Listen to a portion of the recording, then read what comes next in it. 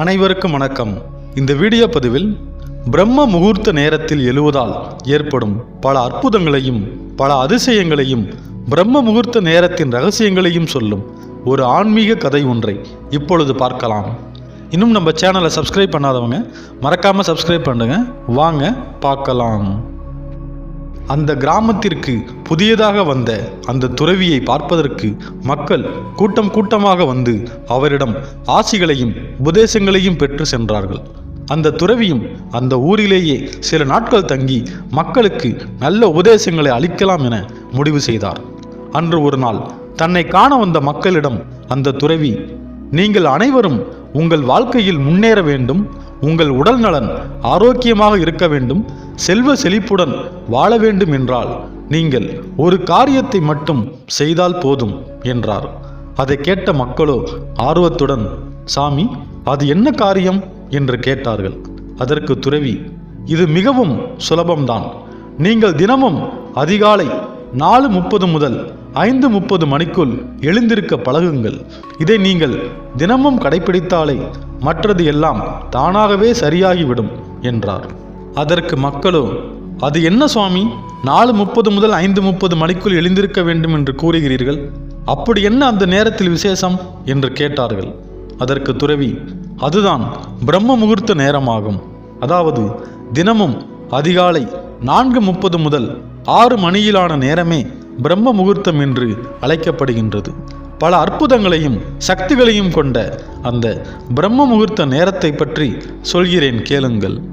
ஒவ்வொரு இரவிலும் உறங்கும் அனைத்து உயிர்களும் மீண்டும் மறுநாள் காலையில் கண் விழித்து எழுவதை ஒரு மறுபிறவி போன்றதுதான். அதுவும் ஒரு உயிர் படைப்பை நிகழ்த்துவது போன்றதுதான். படைப்பு கடவுளான பிரம்மாதான் இந்த உலகில் பிறக்கும் அனைத்து உயிர்களையும் படைக்கிறார். இதனால்தான் பொழுது விடியும் அதிகாலை நேரமான 4:30 மணி முதல் 6 மணியில் வரையிலான நேரத்தை பிரம்ம முகூர்த்தம் என்று நமது பெரியோர்கள் கூறியிருக்கிறார்கள். இந்த பிரம்ம முகூர்த்த நேரத்தில் எழுந்தால் பல அற்புத நன்மைகள் நிகழ்வதாக நமது சாஸ்திரங்களும் கூறுகின்றன. இந்த அதிகாலை நேரத்தில் நாம் எழும்போது அந்த நேரத்தில் சூரியனிடமிருந்து பூமியை வந்தடையும் ஒளிக்கதிர்கள் மிகவும் சக்தி வாய்ந்தவையாக உள்ளன. இந்த ஒளிக்கதிர்கள் நம் உடலில் படும்போது நரம்புகளுக்கு தெம்பை, புத்துணர்ச்சியை அளித்து உற்சாகத்தை கொடுக்கின்றன. கண்கள் ஆரோக்கியத்தையும் உடல் வலிமையையும் பெறுகின்றன. இதனால்தான் ஒவ்வொரு நாளும் அதிகாலையில் எழுந்து சூரிய நமஸ்காரம் செய்ய வேண்டும் என்று நமது முன்னோர்களும் பெரியோர்களும் கூறினார்கள். இந்த பிரம்ம முகூர்த்த நேரம் என்பது லட்சுமி கடாட்சம் நிறைந்ததாகும். இந்த நேரத்தில் நட்சத்திர யோக தோஷங்கள் எல்லாம் கிடையாது. அந்த நேரம் எப்போதுமே அருமையான சுப வேலைதான். இந்த அற்புதமான நேரத்தில் எழுந்து குளித்து இறைவனை வழிபட்டு நமது வேலையை செய்ய தொடங்கினால் அன்று முழுவதும் தொடங்கும் அனைத்து செயல்களுமே வெற்றிதான். இந்த பிரம்ம முகூர்த்தத்தில் எழுந்து வீட்டில் விளக்கேற்றி வழிபாடு செய்தால் சகல சௌபாக்கியங்களையும் பெறலாம். இந்த அதிகாலை நேரத்தில் எழுவது நமது உடலுக்கும் உள்ளத்திற்கும் ஊட்டம் தருகிறது. நமது உடலும் சுறுசுறுப்பாக ஆரோக்கியமாக இருக்கும். எந்தவித பரபரப்போ பதட்டமோ இல்லாமல் நாம் செய்யும் காரியங்களை சிறப்பாக செய்ய முடியும். அந்த அதிகாலை நேரத்தில் சுத்தமான காற்று வீசுவதால் அந்த காற்று நமக்கு சுறுசுறுப்பை உண்டாக்கி உடல் ஆரோக்கியத்தை கொடுக்கும். ரிக் வேதத்தில் உசத் என்னும் பெண் தேவதையை பற்றி கூறப்பட்டுள்ளது. அந்த தேவதை தோன்றிய பின்பே சூரியன் உதயமாகின்றதாம். இதனால்தான் விடியற்காலை பொழுது உசத் காலம் என்று கூறப்படுகின்றது. இந்த உசத் தேவதையின் செழிப்பான கிரணங்கள் விடியற்காலை பொழுதில் பூமியை நோக்கி சாய்வதால் அந்த நேரத்தில் குளித்துவிட்டு இறைவனை வணங்குவது மிகவும் விசேஷமாகும். பிரம்ம முகூர்த்தத்தில் எழுந்து நமது செயல்களை செய்யும்போது நமது மனநிலையானது ஒருமுகப்படுகின்றது. அதற்கு ஏற்ற காலமாக இது விளங்குகின்றது. இந்த அதிகாலை நேரத்தில் அதிகமான சூரிய வெப்பமும் கிடையாது மற்றும் சந்திரனுடைய வெப்பதிற்ப குளுமையும் கிடையாது.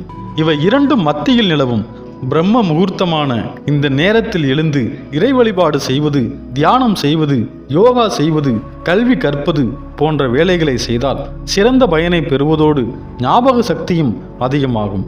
இந்த பிரம்ம முகூர்த்தமான அதிகாலை நேரத்தில் தேவர்கள், மகாலட்சுமி, சிவன், பார்வதி போன்ற தெய்வங்கள் வான்மண்டலத்தில் சஞ்சரிப்பதாக கூறப்படுகிறது.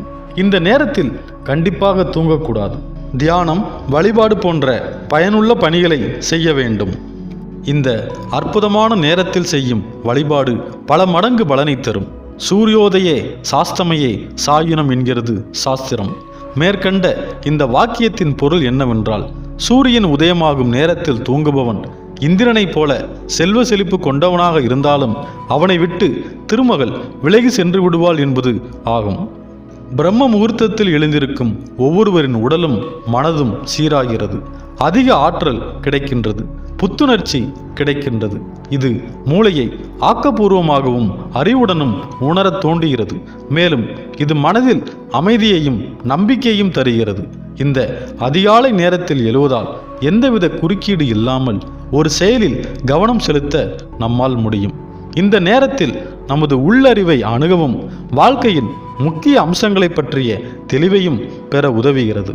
இந்த அதிகாலை நேரம் நம்மை மன அழுத்தத்திலிருந்தும் கவலைகளிலிருந்தும் விடுவிக்கிறது. எந்தவித நோய் இல்லாமல் ஆரோக்கியமான வாழ்க்கையை வாழ விரும்பும் ஒவ்வொரு மனிதனும் பிரம்ம முகூர்த்த நேரத்தில் எழுந்து நாளை தொடங்க வேண்டும். இந்த பிரம்ம முகூர்த்த நேரத்திற்கு சரஸ்வதி யாமம் என்ற பெயரும் உண்டு. உலகத்தில் உள்ள உயிர்களை படைக்கக்கூடிய பிரம்மதேவரின் மனைவி சரஸ்வதி தேவி கண் விழித்து செயல்படும் நேரமாக இது கூறப்படுகிறது. இந்த நேரம் நமது மனதில் இறை சிந்தனையை நிறுத்தி மன சிக்கல்களை நீக்க உதவுகிறது. இப்போது நான் எந்தெந்த கிழமைகளில் பிரம்ம முகூர்த்த வழிபாடுகளை செய்தால் என்ன பலன் கிடைக்கும் என்பதை கூறுகிறேன், கேளுங்கள். ஞாயிற்றுக்கிழமையில் பிரம்ம முகூர்த்த நேரத்தில் விளக்கேற்றி சத்திய நாராயண பூஜை செய்ய பித்ரு தோஷம் நீங்கும். திங்கட்கிழமையில் பிரம்ம முகூர்த்த நேரத்தில் விளக்கேற்றி அம்பாளை வழிபட பயம் நீங்கும், ஞானம் பெருகும். செவ்வாய்க்கிழமையில் பிரம்ம முகூர்த்த நேரத்தில் விளக்கேற்றி முருகனை வழிபட வியாதிகள் தீரும், கண் திருஷ்டி விலகும். புதன்கிழமையில் பிரம்ம முகூர்த்த நேரத்தில் விளக்கேற்றி பெருமாளுக்கு துளசி சாத்தி விஷ்ணு சகஸ்ரநாமம் பாராயணம் செய்ய கல்வியில் சிறந்து விளங்கலாம். சகல கலைகளும் கைகூடும். வியாழக்கிழமையில் பிரம்ம முகூர்த்த நேரத்தில் விளக்கேற்றி சித்தர்கள் அல்லது மகான்களை வழிபட சகல செல்வங்களும் கிடைக்கும்.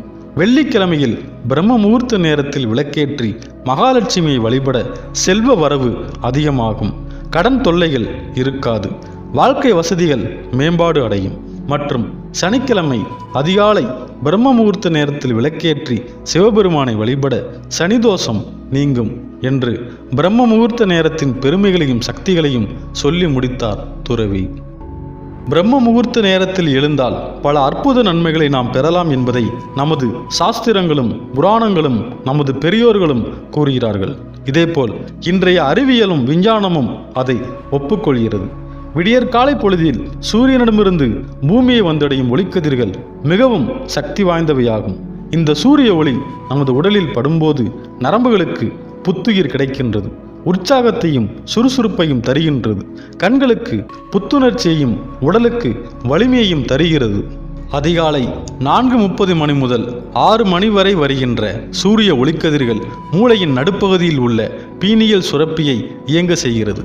இந்த பீனியல் சுரப்பியிலிருந்து மெலட்டோனின் என்ற ஹார்மோன் சுரக்கிறது. காலை 6 மணிக்கு பிறகு இந்த திரவம் சுரப்பதில்லை. அதிகாலையில் சுரக்கும் இந்த திரவமே மூளைக்கும் இதயத்திற்கும் மூளைக்கும் தண்டுவடத்திற்கும் தொடர்பை ஏற்படுத்துகிறது. மின்சாரம் மற்றும் மின்காந்த ஆற்றல்களை உடல் முழுவதும் நரம்புகளுக்கும் கிடைக்க செய்கிறது. எனவே வாழ்வில் உயர நினைக்கும், வாழ்வில் முன்னேற நினைக்கும், உடல் ஆரோக்கியத்துடன் மகிழ்ச்சியாக வாழ நினைக்கும் ஒவ்வொருவரும் அதிகாலை நேரமான பிரம்ம முகூர்த்த நேரத்தில் எழுந்து பயன்பெறுவோம். இங்கு கூறப்பட்ட இந்த சிறிய கதை உங்களுக்கு பிடித்ததாகவும் பயனுள்ளதாகவும் இருந்துச்சுன்னா நம்ம சேனலை சப்ஸ்கிரைப் பண்ணி சப்போர்ட் பண்ணுங்கள். இந்த பதிவை பற்றிய உங்களது மேலான கருத்துக்களை கமெண்டில் தெரிவியுங்கள் மற்றும் உங்கள் நண்பர்களுக்கு ஷேர் செய்யுங்கள். நன்றி.